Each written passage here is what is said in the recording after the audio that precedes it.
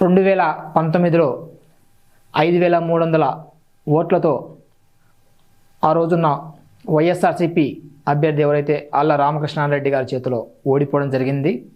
తర్వాత 2024లో 91,000 మెజారిటీతో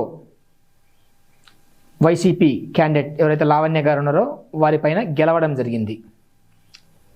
ఈ మంగళగిరి నియోజకవర్గంలో 2,68,000 ఓటర్లు అయితే ఉన్నారు.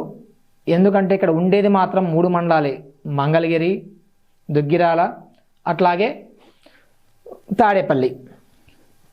ఈ 3 మండలాల్లో జనసాంద్రత అనేది చాలా ఎక్కువగా ఉంటుంది. మీ అందరికీ తెలుసు, మన మాజీ ముఖ్యమంత్రి గారు ఉండేది తాడేపల్లి, ఇక ఆయనకి క్యాంప్ ఆఫీస్ అయితేమి అదంతా జనసాంద్రత చాలా ఎక్కువ, 3 మండలాలే కానీ జనసాంద్రత ఎక్కువ ఉంటుంది. అట్లాంటి నియోజకవర్గం గురించి మనం ఈరోజు చర్చించబోతున్నాం.